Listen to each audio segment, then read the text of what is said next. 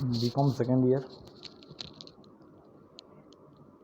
Today's topic is deficit financing.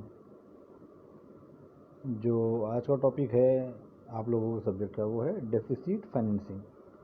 Deficit financing होता क्या है?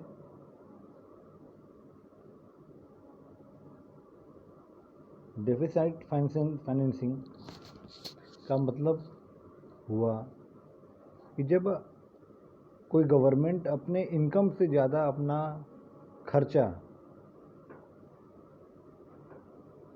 दिखलाता है. हर साल आप लोगों ने सुना होगा कि हर साल मार्च के मंथ में इंडिया का बजट आता है. हर साल स्टेट का बजट आता है. हर साल गवर्नमेंट ऑफ इंडिया अपना बजट अलग निकालती है. हर साल गवर्नमेंट ऑफ यूपी गवर्नमेंट अपना बजट हर साल पेश करती है कि वो कितना एक्सपेक्टेशन कर रही है, कितना इस बार कमाएगी टैक्सेस के थ्रू, और वो कितना खर्च करने के लिए पैसा प्लान कर रही है. तो जब किसी बजट में, जब किसी प्लानिंग में हम खर्चे को ज़्यादा हम दिखलाएं कि जो 1 लाख रुपए हमें खर्च करना है इस साल, और उसमें जो हम एस्टिमेट दिखाएं अपना इनकम का, वो दिखाएं सिर्फ 80,000 रुपीज़. कि मीन्स हम जो एस्टिमेट कर रहे हैं वो 80,000 रुपये हम उम्मीद कर रहे हैं कि 80,000 रुपये हम कमाएंगे, और जो हम खर्च करने का जो प्लान बना रहे हैं वो जो है 1 लाख रुपए है. तो ये जो 20,000 रुपये डिफरेंस है आपके इनकम में और आपके एक्सपेंडिचर में, this is called deficit financing. when anyone's expenditure increases its revenue, then it is called deficit financing.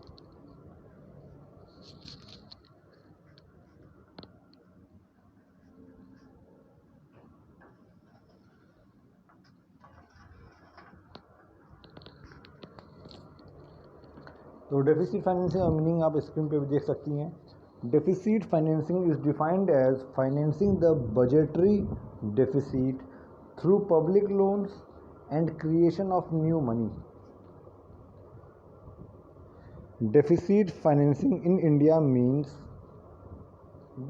the expenditure which in excess of current revenue and public borrowing. भाई जो मैंने बताया कि in India means the expenditure which is excess of current revenue, means कि वो expenditure जो कि current revenue से ज़्यादा होने वाला है.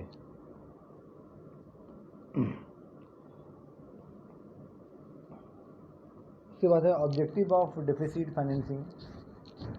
डेफिसिट फाइनेंसिंग की ऑब्जेक्टिव्स क्या होती हैं? These are the some objectives of deficit financing. कि वो क्या क्या उद्देश्य होते हैं, डेफिसिट फाइनेंसिंग करने के क्या क्या उद्देश्य होते हैं किसी इकोनॉमी के, किसी संस्था के. जो सबसे पहला उद्देश्य है to meet financial needs. To meet financial needs means उस समय जो ज़रूरत है पैसे की, ऐसे जो ज़रूरी काम हैं उनको करने के लिए डेफिसिट फाइनेंसिंग का यूज़ किया जाता है. कि उस समय की जो ज़रूरत है उस चीज़ को पूरी करने के लिए लोग लोन लेते हैं, गवर्नमेंट लोन लेता है और अपने काम को पूरा करता है.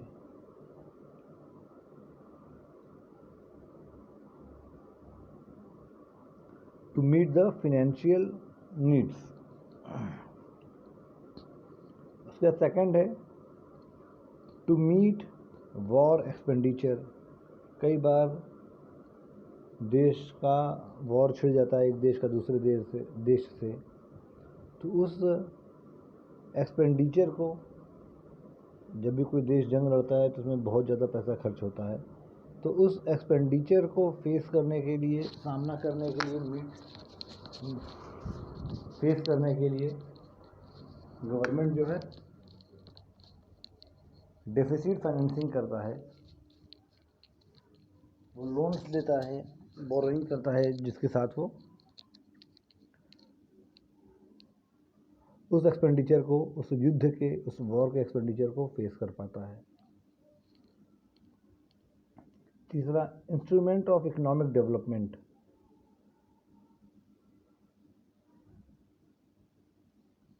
इकोनॉमी का डेवलपमेंट करने के लिए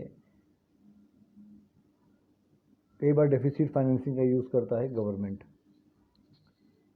तो एक ऑब्जेक्टिव ये भी होता है कि economic development in the sense, कई बार आप देखती होंगे कि आप लोग भी फैमिली में लोग लोन लेके बिजनेस स्टार्ट करते हैं, जो कि उतना उनका इनकम नहीं होता, बट फिर भी वो लोन लेते हैं। वो क्या एक्सपेक्टेशन रखते हैं कि हम लोन लेके इन्वेस्ट करेंगे और उससे जो पैसा कमाएंगे उससे जो है हम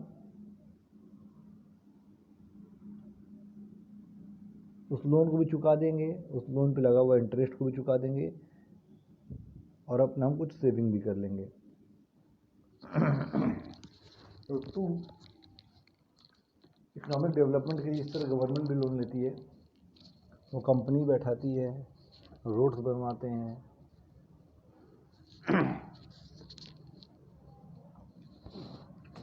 बढ़िया इंफ्रास्ट्रक्चर तैयार करती है देश में, जिससे देश का विकास हो, देश की तरक्की हो, इकोनॉमिक डेवलपमेंट हो।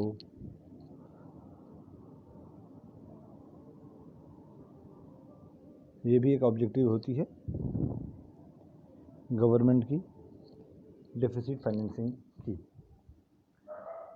4 पॉइंट है मोबिलाइजेशन ऑफ सरप्लस,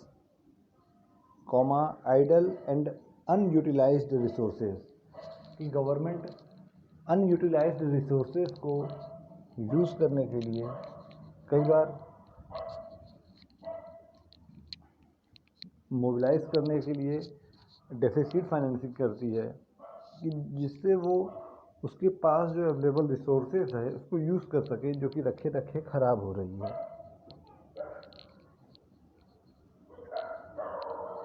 जैसे इसका एग्जांपल समझिए कि मान लीजिए आपके पास जो है ज़मीन है, आपके पास गांव पे बहुत बड़ी ज़मीन है, खेत है आपका, और उसको यूटिलाइज़ करने के लिए, वहाँ पे फार्मिंग करने के लिए आपको ट्रैक्टर, मशीनरी, सीड्स, फर्टिलाइजर्स, ये सारी चीज़ें चाहिए। तो इन चीज़ों को लाने के लिए कई बार आप लोग लोन लेते हैं। पैसा लोन लेके आप इन्वेस्ट करते हैं अपने मशीनरी में, ट्रैक्टर में, सीड्स में। क्यों? क्योंकि जो आपके पास अवेलेबल रिसोर्सेज हैं, जो रिसोर्स क्या है आप लोगों के आपके पास, वो ज़मीन, जो खेत है, उस ज़मीन को हम यूज़ कर सकें, इसलिए हम लोन लेते हैं। और जो लोन लेके हम अपने जो रिसोर्सेज हैं उनको यूटिलाइज़ करते हैं, उसको खेतों में वो पैसा लगाते हैं, फर्टिलाइजर्स, ट्रैक्टर्स, मशीनरी यूज़ करते हैं, और उसके बाद जो फसल तैयार होता है उसको हम काट के उससे हम प्रॉफिट कमाते हैं और अपना लोन भी हम चुकाते हैं, साथ ही साथ में अपना सेविंग भी करते हैं। तो क्या था, आपके पास रिसोर्स अवेलेबल था, आपके पास खेत अवेलेबल था, रिसोर्स अवेलेबल था आपके पास, लेकिन उसको यूटिलाइज़ करने के लिए आपके पास मशीनरीज एंड इक्विपमेंट नहीं थे। तो कई बार जो है लोग लोन लेता है, इस तरह सरकार भी यही करता है। सरकार भी जो है, मान लीजिए सरकार के पास जो है आयरन ओर का खदान हो, या फिर कहीं रिफाइनरी जहाँ पे ज़मीन के नीचे तेल हो, तो रिसोर्सेज तो उसके पास है, ज़मीन के नीचे तेल तो है, पर उसको निकालने के लिए उसका पूरा प्लांट, उसका सेटअप, उसकी इंडस्ट्री बैठाने के लिए बहुत पैसा लगता है, कई 100 करोड़ रुपए लगते हैं। तो पैसा वो लोन लेता है गवर्नमेंट, क्योंकि वो जानता है वो जो लोन लेगा वो ज़मीन के अंदर जो रिसोर्सेज अवेलेबल है उनको यूटिलाइज़ करेगा, और उनसे वो गवर्नमेंट जितना पैसा लगाएगा उससे ज़्यादा कमा लेगा। तो इसलिए वो उधार लेके मशीनरी बैठाते हैं, प्लांट बैठाते हैं, इंडस्ट्री बैठाता है गवर्नमेंट, और जो ज़मीन के अंदर तेल है, कच्चा तेल है, उसको निकाल के रिफ़ाइन करके वो तेल को बेचता है, जिससे मोबिलाइजेशन ऑफ रिसोर्सेज होता है और गवर्नमेंट को फ़ायदा भी होता है। उस फ़ायदे में से गवर्नमेंट अपना लोन भी चुकाता है और साथ ही साथ में सेविंग भी करता है, पैसा बचाता भी है। उसके बाद है फाइनेंसिंग ऑफ प्लान्स, कि गवर्नमेंट का कोई प्लान होता है कि रोड बनवाना है, देश के लिए हथियार खरीदना है, तो इस तरह का जो भी कोई प्लान होता है गवर्नमेंट के दिमाग में, उस प्लान को फाइनेंस करने के लिए भी, फाइनेंसिंग ऑफ प्लान को फाइनेंस करने के लिए भी जो है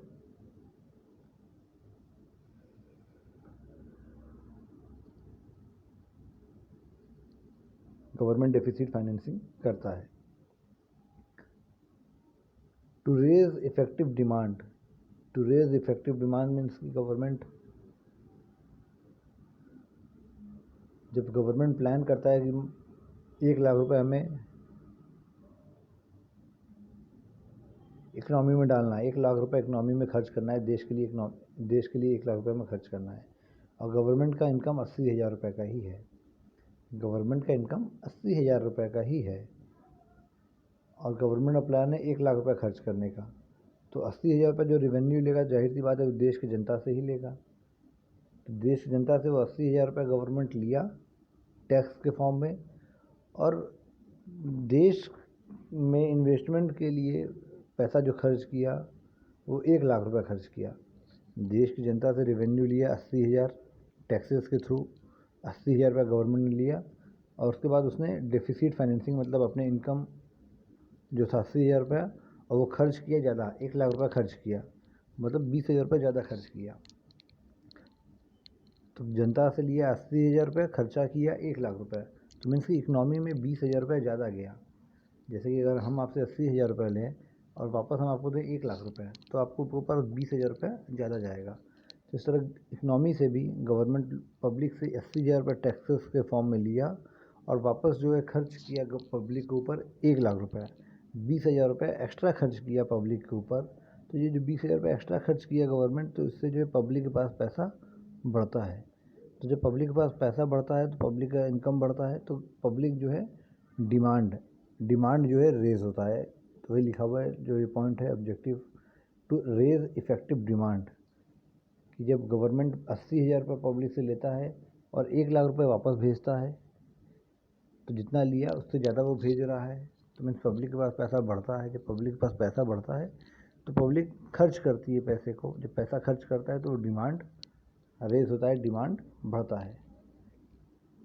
नेक्स्ट पॉइंट है to stimulate private investment, private investment को बढ़ावा देने के लिए एक ऑब्जेक्टिव होता है डेफिसिट फाइनेंसिंग, कि प्राइवेट इन्वेस्टमेंट को बढ़ावा मिले। नेक्स्ट पॉइंट है माइग्रेशन ऑफ प्रोडक्टिव रिसोर्सेज, जो प्रोडक्टिव रिसोर्सेज है उनका माइग्रेशन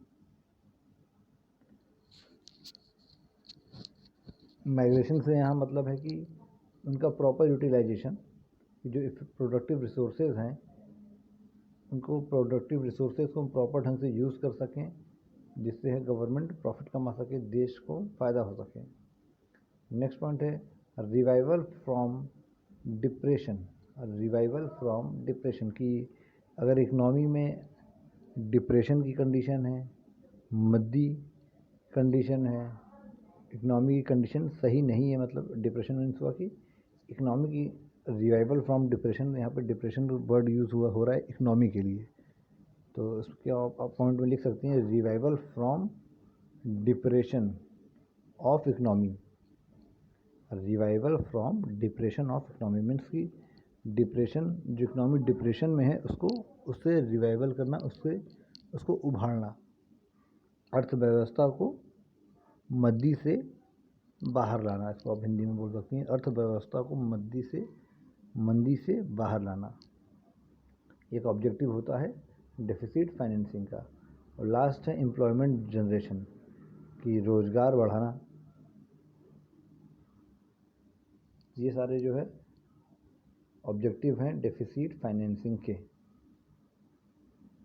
नेक्स्ट टॉपिक जो है आप लोगों का मेथड्स ऑफ डेफिसिट फाइनेंसिंग। वो क्या क्या मेथड्स होते हैं जिससे डेफिसिट फाइनेंसिंग एक गवर्नमेंट करता है।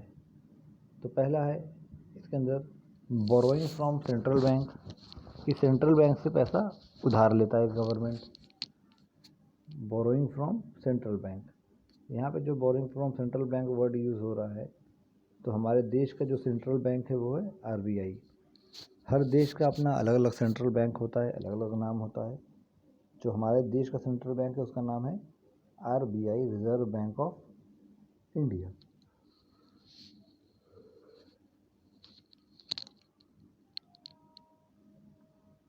Borrowing from central bank.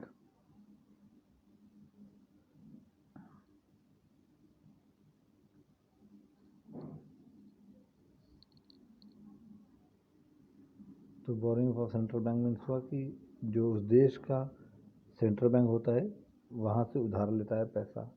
दूसरा है withdrawal of its cash balances from the central bank.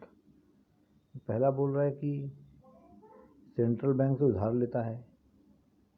जैसे कि मान लीजिए अगर हम अब पर्सनल अपने ऊपर इसको एग्जांपल को समझिए। अगर आपके पास पैसा बैंक में जमा नहीं है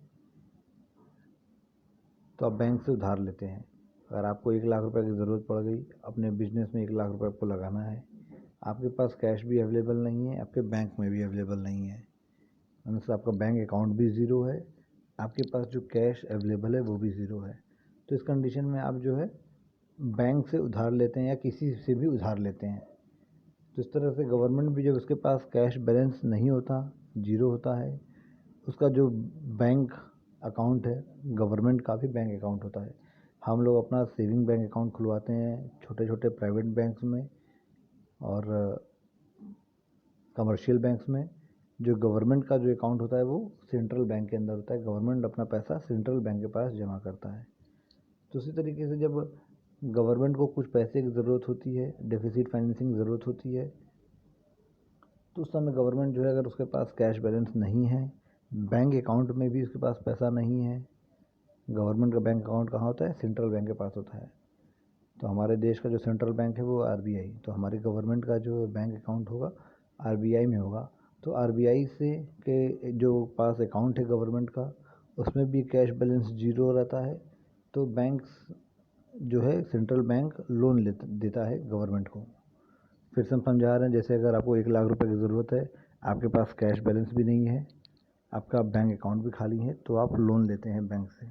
उस तरह गवर्नमेंट भी जब उसको पैसे की ज़रूरत अगर होती है तो उसके पास अगर पैसा नहीं होता, बैंक अकाउंट भी उसका खाली होता है, तो सेंट्रल बैंक से वो लोन लेता है। पहला हो गया ये तरीका। दूसरा है withdrawal of its cash balance from the central bank. उसके बाद बोल रहा है कि दूसरा पॉइंट है withdrawal of its cash balance from the central bank. मान लीजिए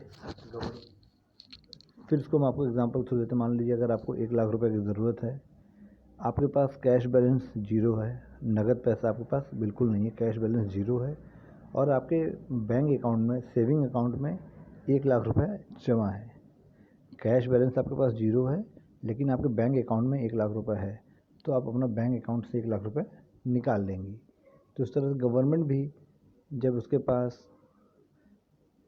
उसको पैसे की ज़रूरत होती है, मान लीजिए गवर्नमेंट को इस साल गवर्नमेंट का इस साल का इनकम था 80,000 रुपये, और गवर्नमेंट इस साल गवर्नमेंट का खर्चा करने का प्लान था 1 लाख रुपये। तो गवर्नमेंट को 20,000 रुपये एक्स्ट्रा चाहिए खर्च करने के लिए। तो ये 20,000 रुपये गवर्नमेंट जो है अपना जो बैंक अकाउंट होता है जो सेंट्रल बैंक के पास, उसमें से अपना 20,000 रुपये निकलवा लेती है। अगर उस 20,000 रुपये का बैलेंस नहीं रहता है तो वो लोन लेता है। बोरोइंग वो पहले वाले ऑप्शन के पास जाता है जो ए लिखा हुआ है, बोरोइंग फ्रॉम सेंट्रल बैंक। तो लेकिन जब उसके पास उसके अकाउंट में कैश अवेलेबल रहता है तो अपने अकाउंट से ही वो पैसा निकलवा देता है। 80,000 रुपये तो रेवेन्यू से कमा लेगा, 20,000 रुपये अपने अकाउंट से वो निकाल लेता है, और वो अपने 1 लाख का जो खर्चा रहेगा उस साल, उसको जो है वो फेस करता है खर्च करता है। तो पहला जो दो तरीका है उसको मैं रिपीट कर देता हूँ। पहला तरीका है बोरोइंग फ्रॉम सेंट्रल बैंक, कि अगर उसके पास गवर्नमेंट के पास पैसा नहीं रहता है तो वो उधार लेता है सेंट्रल बैंक से। दूसरा है withdrawal of its cash balance from central bank. Government का इस साल का इनकम 80,000 रुपये है, सो 1 लाख रुपये खर्च करना है, तो 20,000 रुपये जो एक्स्ट्रा है वो अगर बैंक में जमा पैसा उसके पास सेविंग बैंक गवर्नमेंट का जो अकाउंट है आरबीआई में सेंट्रल बैंक में, वहाँ से अपने अकाउंट से 20,000 रुपये विड्रॉ करता है, बोलता है कि 20,000 रुपये हमें दे दीजिए मेरे अकाउंट से, क्योंकि इस साल मेरा खर्चा ज़्यादा है। ये 80,000 और 1 लाख में आपको एग्जांपल बता रहा हूँ, सिर्फ एज एग्जांपल ले रहा हूँ, बट रियल में ये जो अमाउंट होता है वो बहुत बड़ा होता है, कई 100 करोड़ कई 1000 करोड़ में होता है। जो तीसरा ऑप्शन है डेफिसिट फाइनेंसिंग का मेथड है वो है issuing of new currency.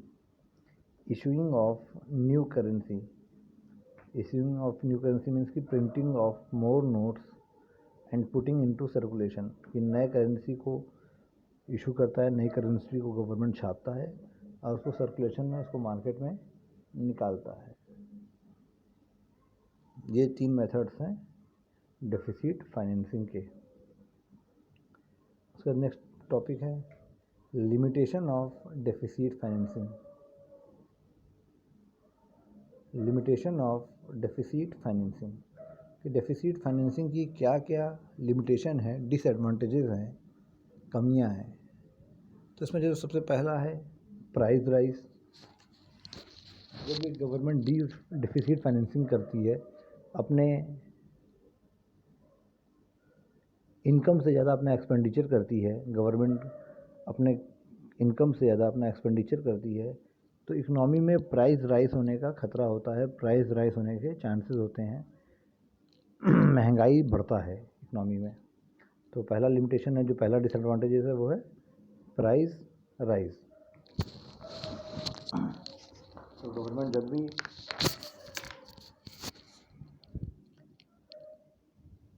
Deficit financing करती है तो उसमें प्राइस राइज होने का, इकनॉमी में इन्फ्लेशन आने का, चीज़ों के दाम बढ़ने का खतरा बढ़ जाता है।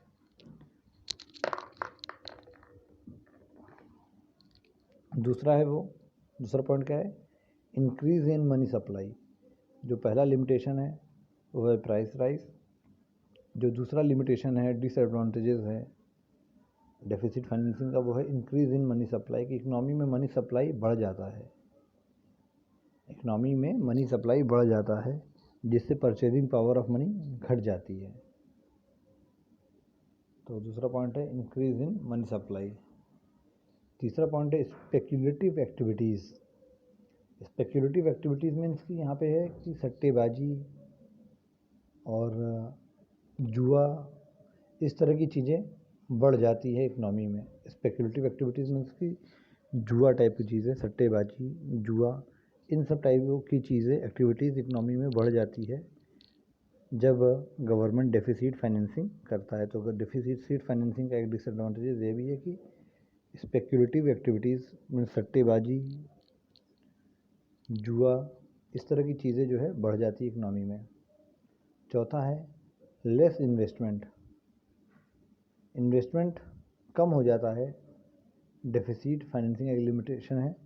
क्या है चौथा, इन्वेस्टमेंट घट जाता है। जो इकनॉमी में दूसरे देश के लोग इन्वेस्टमेंट करते हैं, दूसरे देशों से जो पैसा आता है, उस तरह के इन्वेस्टमेंट में कमी आ जाती है। फिर पांचवा पॉइंट है economic inequality. Economic inequality means कि इकनॉमी में स्थिरता नहीं रहता है, बराबरी नहीं रहता है, इकनॉमी में डिसबैलेंस होता है, किसी के पास बहुत ज़्यादा पैसा आने लगता है और किसी के पास पैसा बहुत कम होने लगता है। तो इकनॉमी में इनइक्वालिटी आता है, बराबर का सबका इनकम नहीं बढ़ता है। जब भी डेफिसिट फाइनेंसिंग गवर्नमेंट करती है तो कुछ वर्ग का इनकम बढ़ता है, लेकिन कुछ वर्ग का इनकम घट जाता है, या सेम रेशियो में नहीं बढ़ता सबका इनकम। तो इकनॉमी में इनइक्वालिटी आती है। नेक्स्ट है अनफेवरेबल बैलेंस ऑफ पेमेंट। जो नेक्स्ट लिमिटेशन और डेफिसिट फाइनेंसिंग था, unfavourable balance of payment. Balance of payment आप लोगों ने पढ़ा हुआ है बीकॉम फर्स्ट ईयर में मनी बैंकिंग में। बैलेंस ऑफ पेमेंट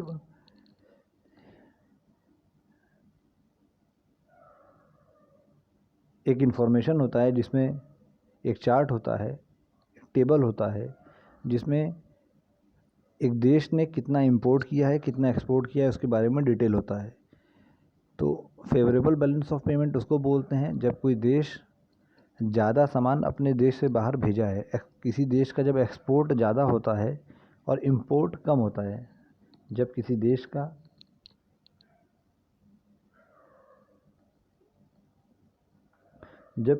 का एक्सपोर्ट ज़्यादा होता है, इंपोर्ट कम होता है, तो उसको बोलते हैं फेवरेबल बैलेंस ऑफ पेमेंट।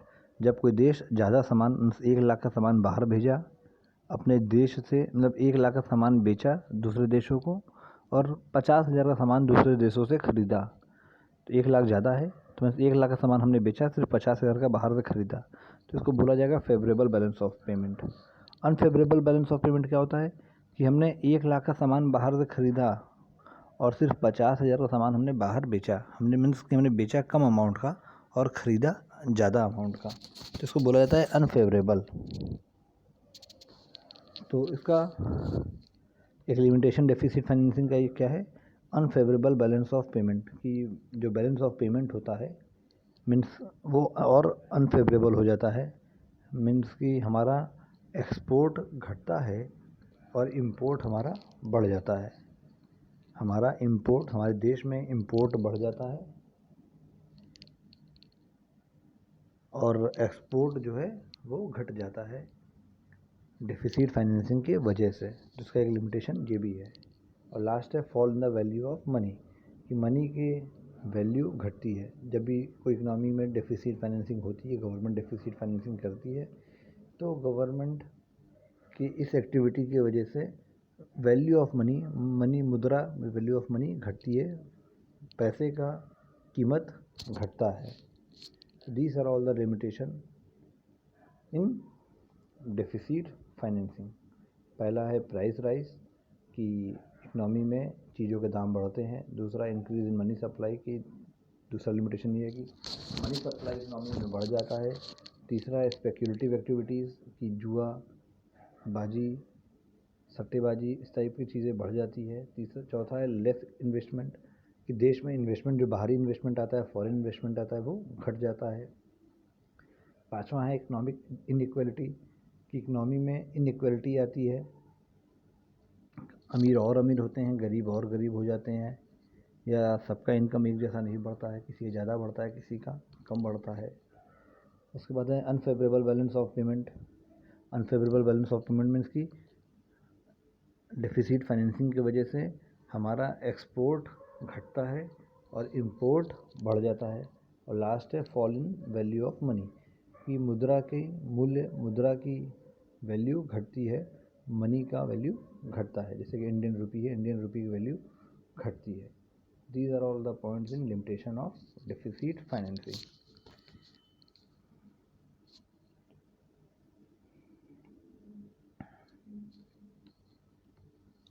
तो ये सारे पॉइंट्स थे आप लोगों के डेफिसिट फाइनेंसिंग में। इस वीडियो को आप लोग जब भी मैं वीडियो अपलोड करता हूँ उसको कोशिश क्या करिए कि एक दिन में, जिस दिन मैं वीडियो अपलोड किया हूँ उसी दिन देख लिया करिए। उसके बाद वो वीडियो डिलीट हो जाया करता है। एक दिन का समय काफ़ी है, दिन भर में आपको जब भी मौका मिले उसको देख लिया करिए। उसके बाद वीडियो डिलीट हो जाया करता है। और पढ़ाई कीजिए, नोट्स बनाइए। जब भी मैं पढ़ाता हूँ तो साथ में आप कोई भी क्लास आप करिए तो साथ में कॉपी पेन लेके बैठा करिए। वैसा आप करती भी होंगे, हमें उम्मीद है। घर में रहिए, सुरक्षित रहिए। और 1 मई से जो है गवर्नमेंट ने बोल दिया है कि 18 साल के ऊपर के लोगों को वैक्सीन लगेगी। तो आप लोगों में से जो भी 18 साल के ऊपर है वो लोग जाइए वैक्सीन लगवाइए, अगर 18 साल के ऊपर है तो। ऐसे बीकॉम सेकंड ईयर में आ गए हैं आप लोग, तो मुझे लगता है कि मैक्सिमम लोग 18 साल के ऊपर ही होंगे। बहुत कम ही बच्चे होंगे कि जो 18 साल के नीचे होंगे। आप लोग एडल्ट एज में आ चुके हैं, कॉन्ग्रेचुलेसन आपको। और आप अब एलिजिबल हो चुके हैं कि अपना डिसीजन खुद से ले सकें। और आप जाइए, आप एलिजिबल हो चुके हैं, बधाई हो आपको वैक्सीन लगवाने के लिए भी 1 मई के बाद से। तो आप लोग जाइए, वैक्सीन लगवाइए, सुरक्षित रहिए, घर में रहिए, घर वालों का ध्यान रखिए। अगर